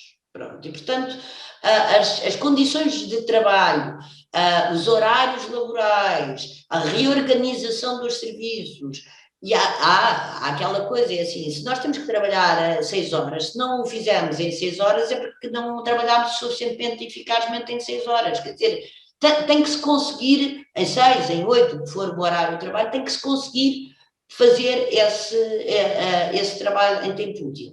Claro que nós depois também temos uma obrigação de representação que exige, que é extra laboral, quer dizer que tudo isso também acresce. Bom, eu não me quero estar a dispersar muito, porque há muitas coisas diferentes, mas eu queria só concluir que as mulheres no poder significa uma alteração profunda e provavelmente também uma melhoria de condições de trabalho para toda a sociedade, mas também uma verdadeira repartição de tarefas entre todos, e eu espero que signifique maior igualdade, maior equidade e maior eficácia naquilo que é a nossa representação e o nosso trabalho. Muito bem, eu espero que sim, espero que nas próximas autárquicas deixem de ser 30 para passarem a ser pelo menos 60, já não estou a dizer metade, vai-se devagarinho, não é? Mas já seria dobrar, já seria excelente. Há aqui uma outra questão que foi-nos colocada, que é se há registro de medidas concretas de implementação de forma menos morosa de novas tecnologias devido aqui à questão Covid. O exemplo que nos dizem é, por exemplo, nos transportes públicos, como é que fizeram? Eu não sei se as vossas autarquias têm alguma parte de transportes públicos já a vosso cargo ou não. Ficou tudo parado? Houve criação de nova ou fomento de outro tipo de transportes, nomeadamente ciclovias, etc. Começaria por Almada, já que estamos aqui em Almada na imagem. Bem, quando foi o primeiro confinamento, neste segundo menos, porque foi, apesar de tudo, um confinamento menos rigoroso, no caso dos transportes públicos houve uma decisão, quer dizer, as pessoas nem deixaram sequer de pagar bilhete, portanto a questão não se punha, nem era uma questão de tecnologia, deixou de se pagar, não é? Pronto. Havia o passe, houve uma grande redução aqui na área metropolitana de Lisboa e depois também no Porto, e agora aos poucos está a alargar para todo o país. Foi a criação do passe metropolitano e depois e do navegante ao nível municipal também, e do passe municipal com tarifas fixas e uma fortíssima redução. Foi das medidas mais importantes que eu acho que se tomaram nos últimos 4 anos, mais fundamentais. Infelizmente a pandemia vai criar aqui, vai provocar certamente aqui um grande atraso e um retrocesso neste aumento enorme da utilização do transporte público, pura e simplesmente porque as pessoas também passaram a ter medo de ir nos transportes públicos e, portanto, passaram a usar outra vez mais o transporte individual, que era onde se sentiam em segurança. Eu acho que a pandemia não foi tanto na questão de novas tecnologias, não foi tanto ao nível dos transportes públicos, foi em alguns serviços que eu já disse na minha intervenção inicial, quer dizer, que foi permitir estabelecer contactos entre comércio, restauração, as pessoas, os serviços de voluntariado, que eu também não mencionei há bocado, mas que foram fundamentais as associações de apoio às pessoas que estavam isoladas, que estavam ou isoladas por causa da idade, ou em isolamento, entrega de ajuda, a esse nível. Eu acho que as novas tecnologias foram absolutamente fundamentais para a agilização dessas respostas. A construção de ciclovias, eu acho que é independentemente da pandemia. Esta é uma questão que nós vamos ter que, estamos todos empenhados em criar alternativas aos transportes públicos, mas eu acho que nada irá substituir um verdadeiro transporte público eficaz. Infelizmente, a pandemia representou um grande retrocesso num aumento exponencial que tínhamos tido em 2019 com a criação do novo passe. E, portanto, não sabemos ainda quanto tempo é que vai demorar para recuperarmos, porque é muito uma questão de confiança. As pessoas têm que se sentir em segurança no transporte público. Muito bem. Eu ainda hoje de manhã estava a conversar com o diretor de comunicação do Metro do Porto. Eles estavam a dizer que ainda vão a metade, ou seja, ainda vão com metade dos utilizadores do total que tinham antes de Covid. Portanto, é verdadeiramente... É dramático. É dramático. E Mirandela, como é que isto se processa? Bem, a nossa realidade é completamente diferente. Nós, a nível de transportes públicos, temos agora a decorrer um concurso internacional a nível de comunidade intermunicipal, ou seja, os nossos transportes são transportes entre concelhos e também dentro do concelho, os transportes entre as freguesias e a sede do concelho. Nós temos situações diversas, ou seja, nós, Câmara Municipal, temos que pagar compensações a empresas de transportes para fazerem as carreiras regulares, porque senão não existe transporte. Porquê? Porque é o custo do utilizador-pagador, não é rentável, não é um negócio e, portanto, a Câmara tem que pagar compensações às empresas de transportes para que haja esta mobilidade assegurada. Existe também uma forma que foi desenhada por o Plano de Mobilidade da Comunidade Intermunicipal, que é o transporte a pedido. A nível de transportes públicos, temos uns transportes públicos que também estão em concurso internacional na cidade, urbanos, que neste momento estão de facto já a funcionar, até porque permitem mobilidade dentro da cidade, essencialmente para estudantes. Nós aqui temos um polo do Instituto Politécnico de Bragança e, portanto, e até recorrem a esse transporte as pessoas para ir aos centros-sul. No fundo, estamos a ser penalizados, como em todo o país, pela segurança que o transporte individual é para quem pretende ter alguma mobilidade. E, portanto, como digo, a nível de transporte no concelho é uma realidade completamente diferente e a utilização dos transportes públicos entre as freguesias e a sede concelho mantém-se pela compensação que os municípios estão a dar às empresas. Já agora, uma questão rápida. Falando em ciclovias, Mirandela é um bocadinho plano, digo eu, para quem conhece, aquilo é tudo, não há monte nenhum. Experimentem e depois vejam. Há uma aposta do município ou da CIM em torno desses assuntos, ou ainda é um assunto pelas próprias características de relevo que não se dedicam a ele?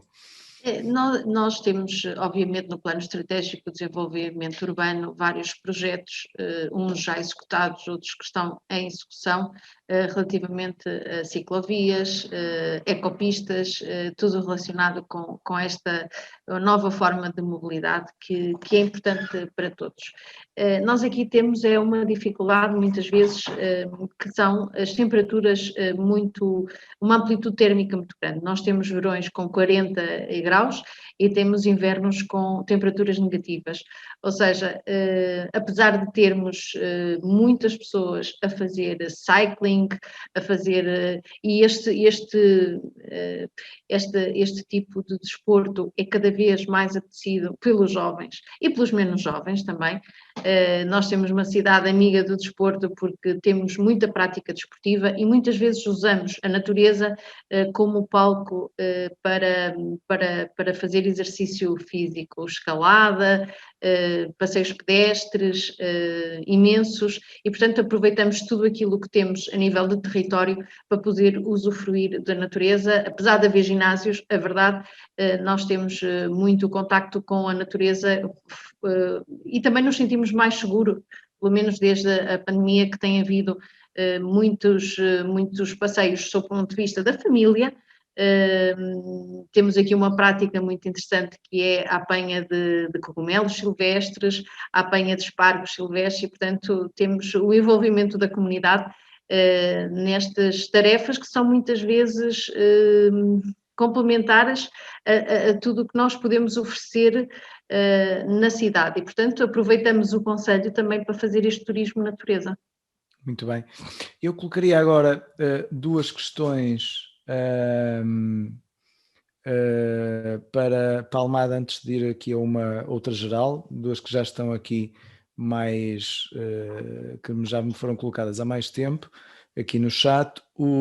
Relativamente à Almada, uma das questões era quanto ao cartão Almada, se ele servirá para os transportes públicos, ou seja, se a vossa ideia será que ele vá até aos transportes públicos, integrando ou não com a AML, ok? Uma segunda questão ainda para a Almada era se podia aprofundar um bocadinho o conceito, aquilo que falou do Innovation District da Almada, ok? Eu vou passar aqui a imagem.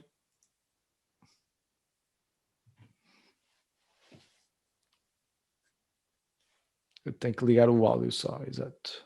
Sim, ativo. Exato. Tá. Bom, não é possível articular com os transportes, a não ser que seja, só para dar aqui uma noção, a AML também lançou um concurso internacional, que aliás é uma obrigação, todos os destinos o fizeram, e nós em termos de área metropolitana foi lançado também um grande concurso internacional, que eu acho que é o maior concurso da história de Portugal, o concurso público, por causa de serem 18 municípios, por serem municípios muito populosos e, portanto, envolverem,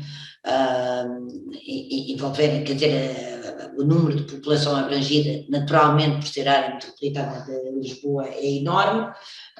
Esse concurso foi preparado em 3 lotes diferentes para as questões rodoviárias, e está na fase final do concurso, com perguntas, mas está a correr bem, e foi criada uma questão, soluções que me parecem muito interessantes, é que foi criada uma empresa metropolitana de transportes, ou seja, é verdade que ainda temos operadores privados, embora haja municípios aqui na área metropolitana, como Lisboa e Barreiro, que têm transportes públicos municipais, que tinham,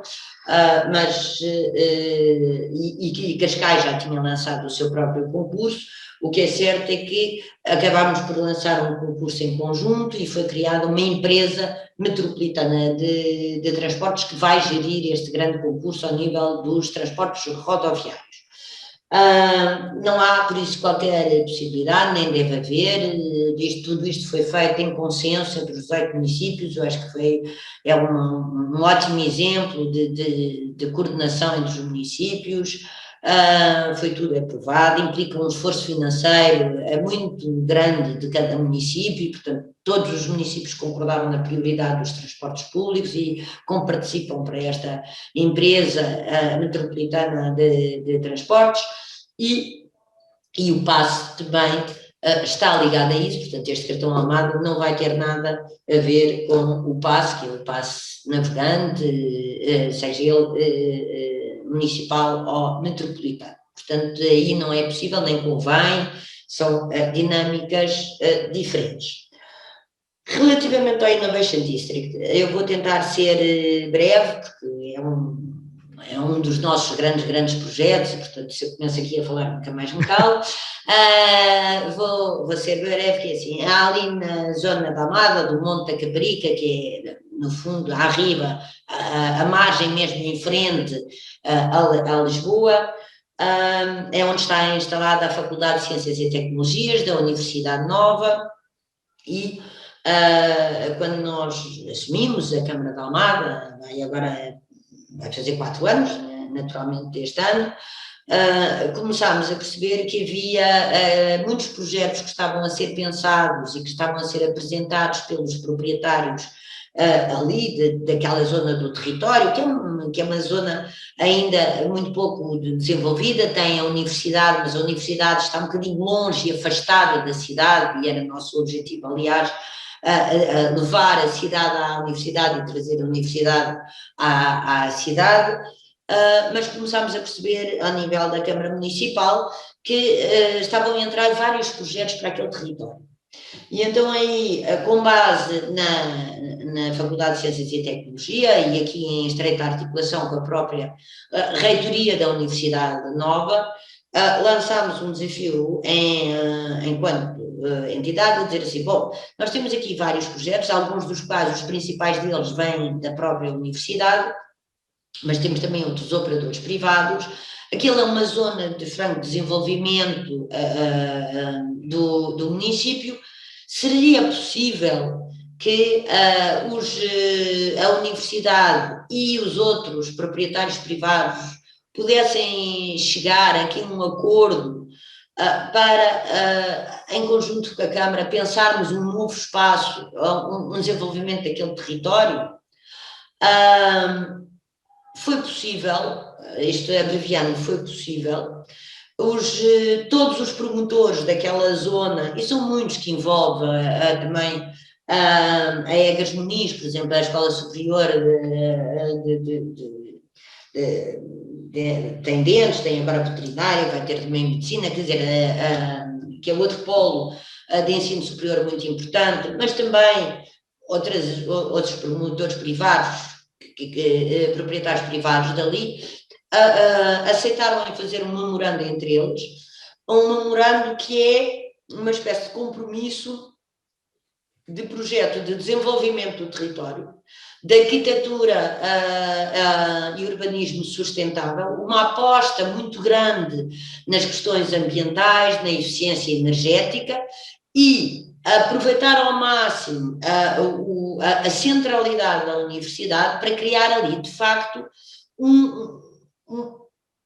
um distrito da inovação, partindo do pressuposto que Almada tinha e tem, graças à FCT, tinha a maior densidade de engenheiros e o maior espaço livre disponível, portanto, a proporção de engenheiros e espaço livre era enorme, e todos os intervenientes apostarem num projeto conjunto chamado Innovation District. O que é que se pretende com a Innovation District? É que seja, de facto, uma zona, é um bocado de cidade que vai crescer ali, muito em torno da universidade, muito em torno da criação de riqueza e emprego à volta da ciência e da tecnologia, muito em torno também do turismo de natureza, porque nós temos ali grandes zonas de reserva ecológica nacional e que queremos valorizar, aproveitando a proximidade com o centro da cidade de Almada, com Lisboa e com a Costa da Caparica, portanto também ser um local de vida, não ser apenas um local de vida de estudantes, mas também ter uma componente de habitação mesmo. Também a questão que os parques industriais, tal como os conhecemos, sabemos que as grandes empresas querem este outro conceito que é de viver, trabalhar e usufruir de alguma maneira,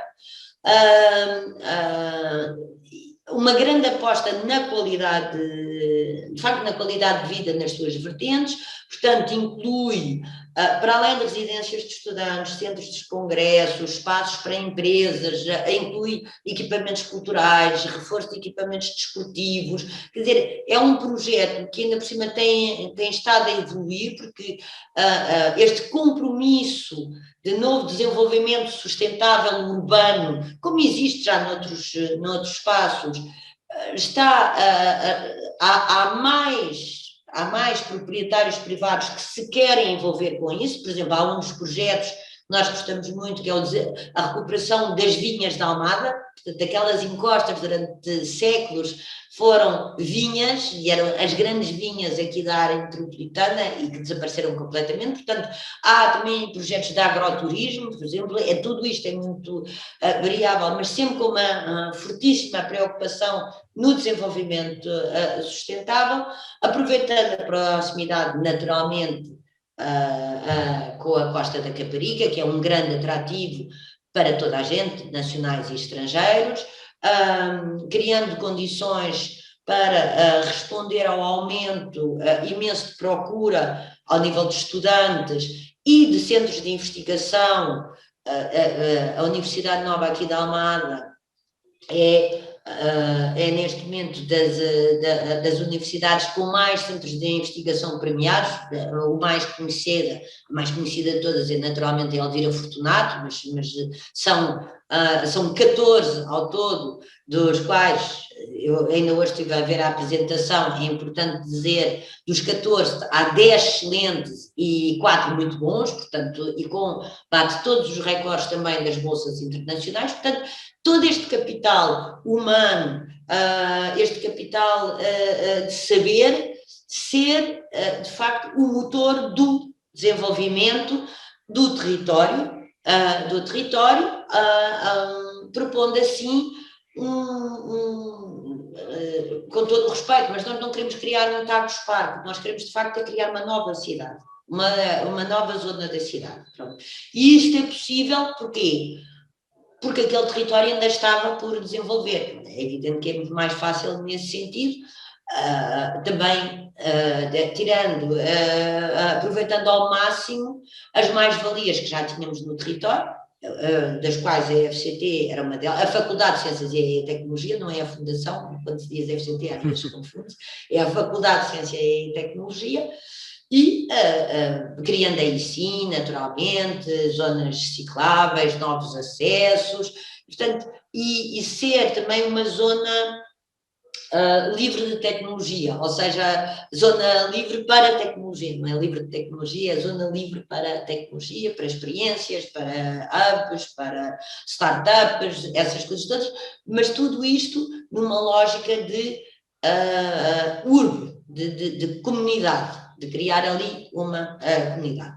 Se eu vissem o vice-reitor da Universidade Nova, diria que é a nossa Silicon Valley. Pronto, não sei, eu não vou tão longe, não me atrevo, mas não tenho dúvidas que este projeto, que já está a acontecer, por isso é outra das questões que eu também quero deixar clara, é porque este memorando entre os vários protagonistas não invalida que cada um tem o seu projeto. Portanto, a Universidade já fez entrar e já viu aprovado uma série de projetos aqui na Câmara, nomeadamente uma nova residência de estudantes com 600 camas, etc. e tal. O projeto das vinhas também já está aprovado na Câmara. Outros projetos já estão também na CCDR, porque implicam também alterações de instrumentos de gestão do território e adaptações.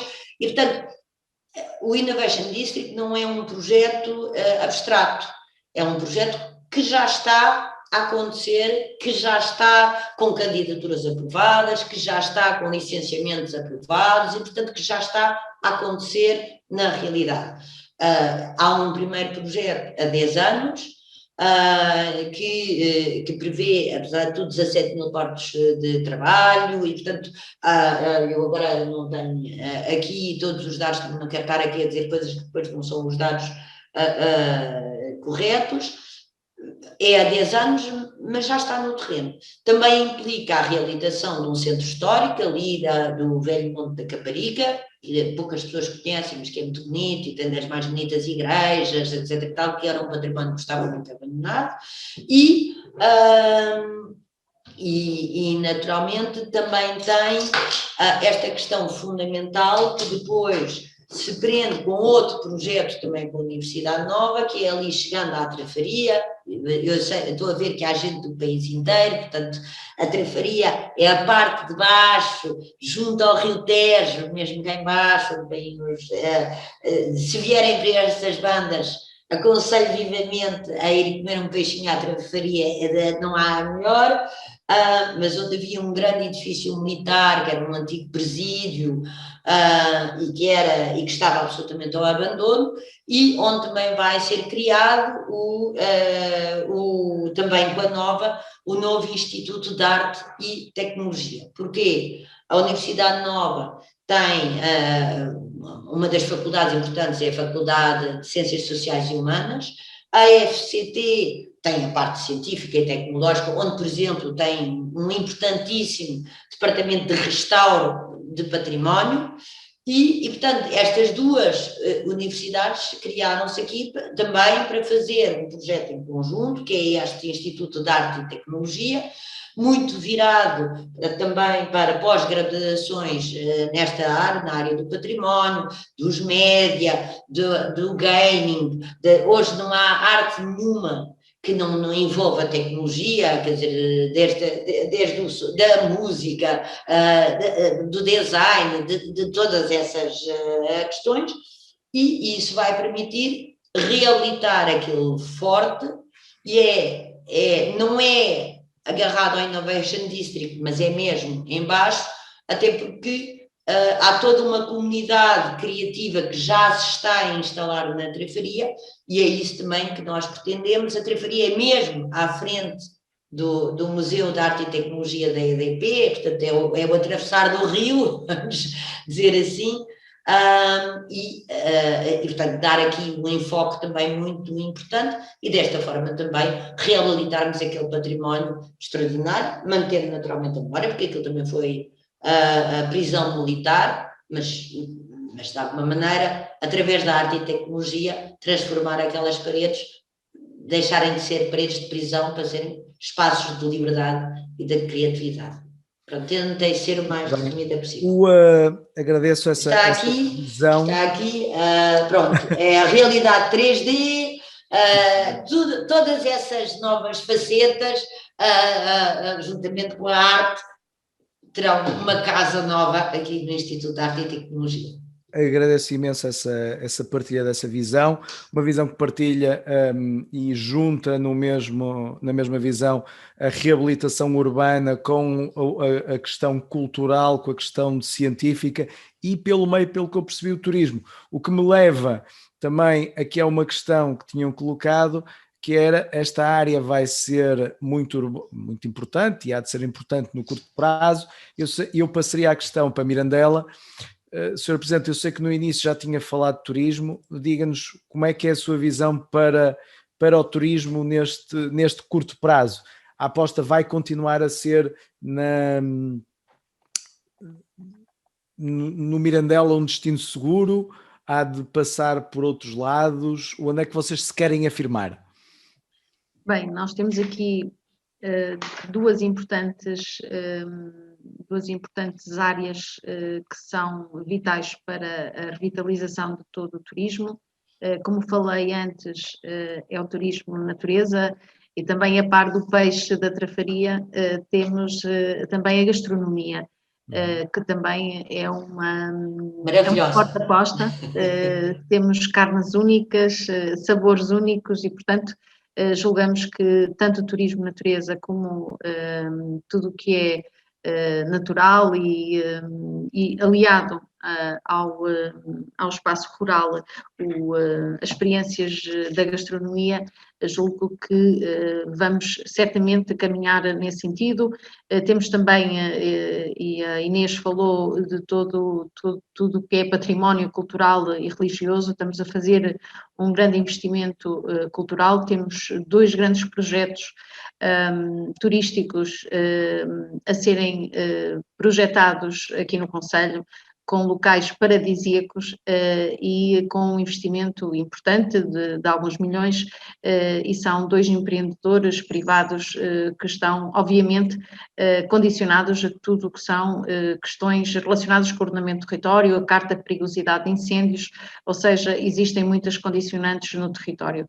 Apesar de nós neste momento estarmos a fazer a revisão do PDM e termos uma cartografia mais atualizada, e quem trabalha nas câmaras municipais sabe concretamente aquilo que eu estou a falar, temos muitas condicionantes construtivas e de empreendimentos turísticos que se não estiverem contemplados numa unidade operativa de planeamento e gestão, teremos dificuldade em obter estes financiamentos, que significam mais postos de trabalho e mais investimento sustentável no concelho. Temos também um grande projeto que é o Sistema de Mobilidade TUA, aquele que faz uma visita turística em barco e comboio, que envolve também o concelho de Mirandela. Temos o Parque Natural Regional de Val do Tua, que é um parque único regional no país, e temos, obviamente, museus ligados ao oliveira e do azeite, portanto, eu e a Inês tivemos a sorte de estar no mesmo painel, porque temos realidades bastante distintas, mas com o objetivo comum de promover o território e as nossas gentes, cada um com as suas necessidades e os seus problemas. Portanto, a adaptação das políticas que nós executamos são sempre de acordo com aquilo que temos a noção do nosso potencial, sob o ponto de vista do desenvolvimento. Mas, como digo, julgo que as terras de Trás-os-Montes têm, de facto, aqui uma proximidade estratégica com Espanha. Esta pandemia fez com que temos forçosamente menos visitas dos nossos vizinhos espanhóis, mas de qualquer forma estamos preparados para receber os visitantes nacionais e todos aqueles que queiram conhecer a terra mais bonita do mundo, que é Mirandela. Eu conheço 307 outros presidentes de Câmara que dizem exatamente igual. É normal. Não, eu refiro também o investimento inclusive da Câmara que vocês tiverem, que eu sei com, por exemplo, o restauro do retábulo da Capela de Nossa Senhora do Amparo. Vocês têm andado a fazer um investimento, vocês, a autarquia, no território bastante elevado. E nós estamos a chegar muito perto do fim.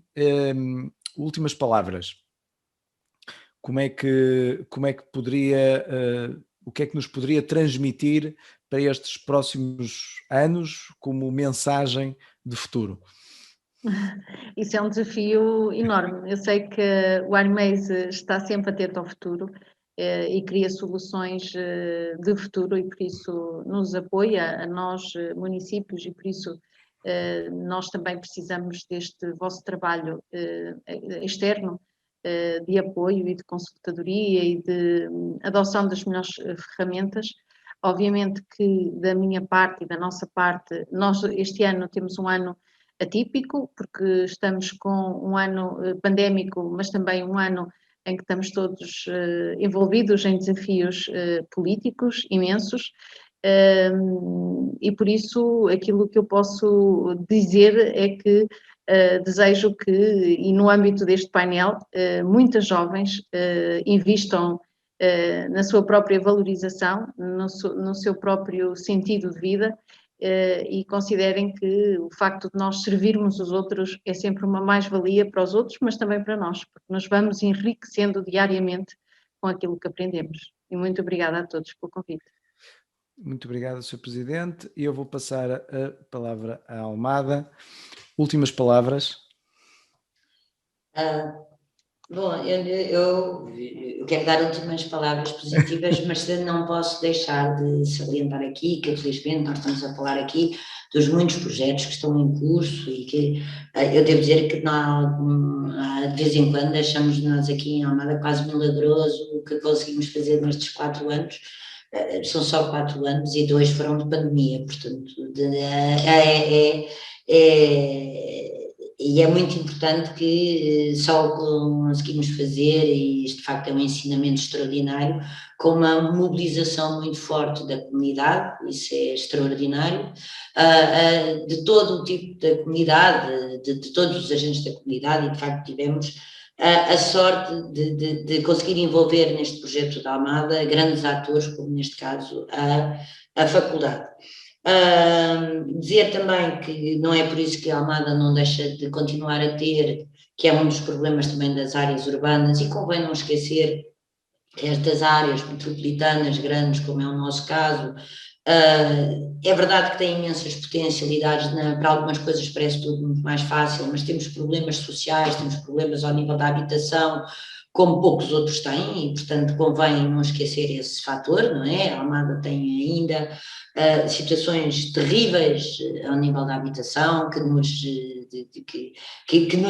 continuarão a inquietar muito, não é? E da uma necessidade absoluta de criar aqui respostas alternativas, mas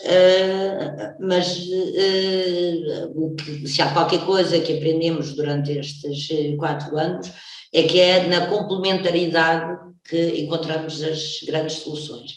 Este ano é, como disse a Júlia, um ano especialíssimo, que ainda estamos em contexto pandémico, temos uma questão dos PRRs e novos fundos para lançar e temos muito pouco tempo e, portanto, estamos todos muito mobilizados também para lançar projetos para o município, independentemente do resultado das autárquicas, porque precisamos, porque o prazo, o PRR ainda nem sequer está aprovado, mas o prazo continua a ser 2026 e, portanto, não dá para parar a dizer agora espera aí, agora vamos votar e agora logo se vê. Portanto, temos que continuar em pleno no nosso trabalho, temos que continuar a dar respostas sociais e a preparar respostas sociais para a crise que sabemos que se vai instalar e o que nós pretendemos é que ela, no dia em que se declarar mais fortemente do que se tem declarado até agora, possamos ter respostas eficazes.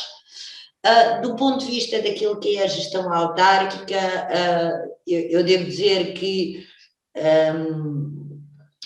eu lembro que o primeiro-ministro, que tinha sido presidente da Câmara de Lisboa, quando assumiu o cargo de primeiro-ministro, as pessoas diziam, mas ele agora já só fala dos autarcas, parece que só os autarcas é que sabem fazer coisas, mas que coisa é que ele tem com os autarcas?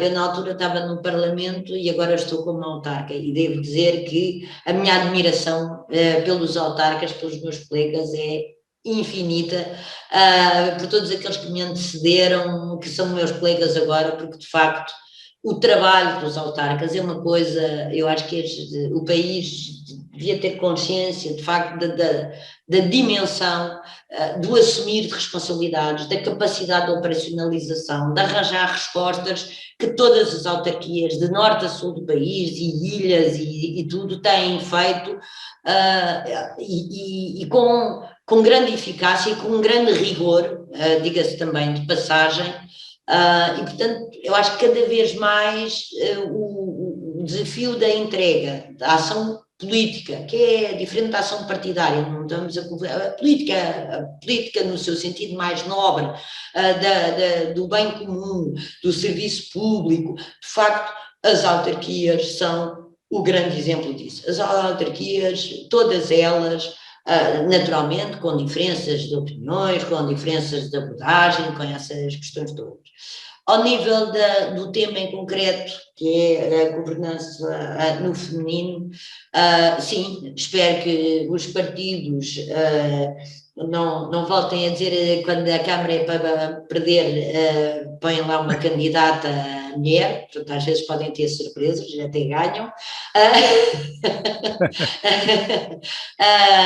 que percebam cada vez mais que esta questão de ser mulher ou homem quer dizer, eu espero que em breve, e quando olho para os meus filhos, acho que em breve será um discurso que deixará de fazer sentido, quer dizer, de facto a questão será o mérito, a confiança, o empenho, muitos outros fatores, Não quero dizer com isso eu fui e sou, porque não é, há bocado o César dizia isto, tem que ser devagarinho, não, às vezes não tem que ser devagarinho, às vezes tem que ser um bocadinho à bruta, e portanto sou uma grande defensora das cotas, sendo que as cotas, o objetivo é deixarem de existir, deixarem de ser necessárias, mas quer dizer, se não fosse à bruta a escravatura ainda continuava, portanto ninguém foi perguntar, querem agora vamos aqui devagarinho tirar, não é devagarinho, às vezes há que ter a coragem política de afirmar princípios, e isso é muito importante, e felizmente Portugal nunca, acho que nos devemos orgulhar do trajeto que temos feito numa jovem democracia. É preciso, 47 anos é muito pouco tempo na história de um país, e portanto acho que devemos não temos suficientemente orgulho do caminho que Portugal tem feito nestas, são 4 décadas, de facto não é nada, quase 5, mas é muito pouco, e que naturalmente, seja mulher ou homem, depois das eleições é preciso mostrar trabalho e saber responder e criar, saber gerir o cotidiano, saber lançar projetos estratégicos, ter objetivos para um território, saber pensar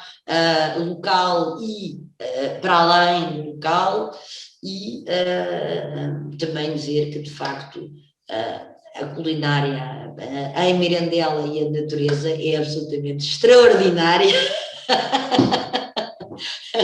com paisagens maravilhosas, e que, portanto, eu ofereço aqui à Júlia um peixinho na esperança de poder ir comer os tais espargos selvagens e cogumelos selvagens em Mirandela, e que isto denota bem, de facto, também a riqueza do nosso país, que é pequeno, é verdade, mas não é assim tão pequeno ao nível europeu, mas tem esta extraordinária riqueza de uma diversidade única, e que acho que nesta altura difícil, quer dizer, se as pessoas não funcionam só a achar o pior de nós, todas as dificuldades superam-se com uma capacidade também de ver o bom que o futuro nos reserva. A tecnologia será uma delas, e agradecer também aqui à Wireless pelo apoio que nos estão a dar no primeiro orçamento participativo da Almada. Muito obrigado. Eu agradeço mais uma vez às nossas brilhantes oradoras de hoje, eu agradeço a todos os presentes nesta sessão. Há 2 ou 3 palavras que me ficaram e deixem-me destacar. A Presidente de Mirandela disse e falou-nos do serviço, o servir o próximo, e com isto nós temos uma gratificação imensa. É por aí que nós trabalhamos todos os dias na WireMaze, é aí que nós acreditamos fielmente que as pessoas podem encontrar a própria felicidade na sua realização pessoal e profissional, é ao servir o cidadão, neste caso específico, mas ao servir o próximo. Há uma segunda situação que a Presidente de Câmara de Almada falou-nos, que é a complementariedade de soluções, e eu acrescentaria a facilidade e a necessidade das autarquias falarem mais entre si, estabelecerem redes, estabelecerem parcerias, haver projetos, muitas vezes não tem que ser projetos supramunicipais, mas ouvirmos os outros, fazermos benchmarking e aprendermos uns com os outros, porque de certeza que ouvimos aqui 2 contextos completamente dispares, mas que poderemos verdadeiramente ter e notar que há coisas que se cruzam e que há coisas que se complementam. Por fim, dizer algo que eu já disse e não me canso. As autarquias têm sido, os autarcas, as autarquias, os funcionários autárquicos, têm sido para nós uns verdadeiros heróis. Foram a administração pública que não encerrou durante a pandemia, foram a administração pública, e nós ouvimos falar de vários exemplos hoje aqui, que inovou, que trouxe coisas novas, que introduziu serviços novos do dia para a noite com a pandemia. Foram vocês que estavam na linha da frente, logo após os médicos, os enfermeiros, etc., mas eram vocês que estavam lá na linha da frente e que continuaram a servir o cidadão. Portanto, quando o Sr. Primeiro-Ministro elogiava os autarcas, eu percebo perfeitamente esse elogio. Eu já vos chamei heróis muitas vezes e continuo a chamar. Muito obrigado a todos pela presença hoje. Relembro que ainda temos mais 8 sessões de Autarquias do Futuro. A próxima é já na quinta-feira à tarde, sobre participação, onde teremos mais 4 oradores que nos vão partilhar connosco aquilo que é a experiência participativa nas suas autarquias. Muito obrigado e continuação de boa tarde.